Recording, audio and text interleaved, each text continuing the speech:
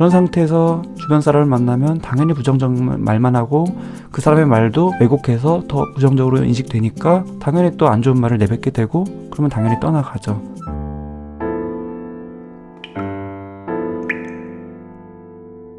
예전처럼 미래를 내다보지 못하는 게 정말 괴로운 건데 사람들은 항상 미래를 생각해야 된다고. 그게 이제 문제죠. 미래를 생각해봤자 부정적으로 인식되는 게 심리적으로 힘든 상태일 때 나타나는 공통적인 현상입니다. 과거를 생각해도 부정적으로 생각되고요. 그럼 어떻게 해야 되냐? 그나마 나은 게 현재예요. 그냥 현재만 생각하고 그냥 오늘만, 아니 그냥 지금만 생각하는 게 그나마 가장 낫습니다. 그냥 지금 내가 할 수 있는 걸 하는 거. 물론 이것도 너무 힘들면 이것도 안 되지만 그냥 하는 거예요. 그냥 운동하고 그냥 밥 먹고 그냥 자고 그렇게 하다 보면 점점 올라오는 게 심리적인 그런 건강 회복 방법인데, 그걸 잘 모르는 어떤 자기계발서나 어떤 현대인들이 노력만 강조하고 미래를 생각해서 계획을 하고 이제 이런 식으로 섣부른 조언을 하죠. 도움이 당연히 안 됩니다. 우울증 앓은 지 1년, 사람들이 모두 제 욕을 하고 있는 것 같아요. 특히 지금은 소통하고 있지도 않은 예전 친구가 저를 평가하고 안 좋은 소문을 내고 있을 것만 같은 생각이 들어요. 시댁 식구들도 다 저를 싫어할 것 같고 너무 괴로워요. 남편이랑 가족 빼고 다 저를 만족해하지 않고 싫어하고 있을 것 같아요. 이게 굉장히 힘든 거예요. 그리고 아주 흔한 우울증의 증상이에요. 뭐 가족일 수도 있고 뭐 지나가는 사람일 수도 있고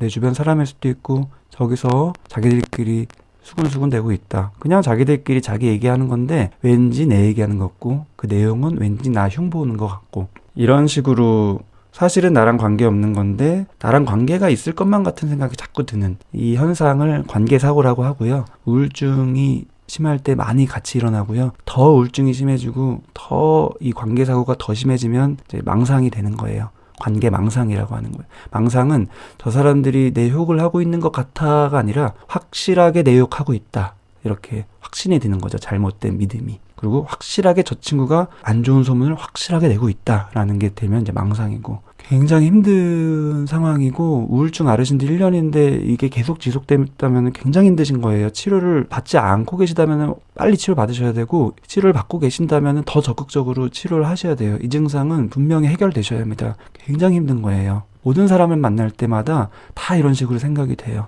우울증으로 계속 부정적인 말들만 하다 보니까 주변 사람들이 너무 지쳤어요.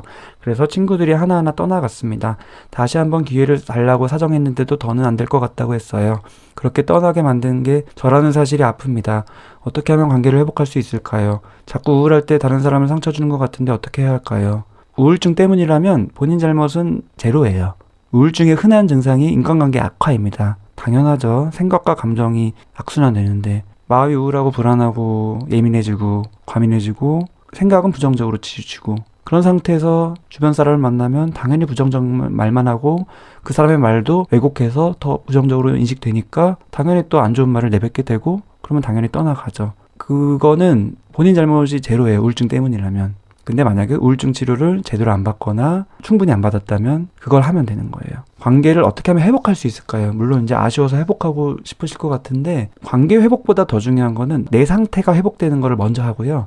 내 상태가 회복된 다음에는 관계를 회복하는 옵션도 있는 거고 새로운 관계를 만나는 옵션도 있는 거고요. 그 다음에 생각보다 관계라는 게 나한테 어떻게 보면은 별로 도움이 안 되는 관계였을 수도 있어요. 이게 이해가 안 되실 수도 있는데, 인간관계는 다 좋은 거 아닌가요? 누군가랑 친하게 지내면 다 좋은 거 아닌가요? 그렇지가 않을 수 있어요. 그리고 이제 우울증 때문에 인간관계가 악화됐다고 생각되는 경우 중에 또 많은 경우는 사실은 내가 인간관계에서 스트레스가 너무 많아서, 그게 뭐 인간관계가 뭐 나쁘고 이런 거랑 별개로 스트레스 자체가 많은 분들이 있어요. 인간관계는 잘하는데 스트레스를 많이 받는 분이 있어요. 겉으로는 잘하는데, 겉으로는 좋게 하고 잘하는데 속에서 쌓여서 그게 스트레스가 돼서 속에서 터지는 경우들도 많아요. 그게 우울증으로 이어지는 경우도 많고요. 그래서 그런 경험을 이제 자꾸 반복하신다면 내가 어떻게 하면 회복할 수 있을까, 어떻게 하면 관계를 회복할 수 있을까에 초점이 맞춰지시겠지만, 조금 더 폭넓게 이 기회를 통해서 혹시 악순환되는 건 아니었나, 내가 몰랐던, 나도 몰랐던 인간관계에 너무 큰 의미를 두거나 너무 집착하거나 사람들이 나를 바라보는 시선에 너무 많은 의미를 부여했거나 이런 식의 패턴이 있진 않았나를 또 점검해보는 과정이 되기도 합니다. 그래서 우울증이든 뭐든 심리적인 스트레스든 어쨌든 어려움이든 방황이든 표면적으로 보면은 우선 내가 힘들고 주변 사람들이 보면은 안타깝고 또 부모님이 보면은 참 속상할 수 있지만 길게 봤었을 때는요, 그게 진짜 중요한 삶의 어떤 계기가 되는 경우가 되게 많아요. 그냥 뭐 희망을 섣불리 드리려는 멘트는 전혀 아닙니다. 그냥 현실이에요.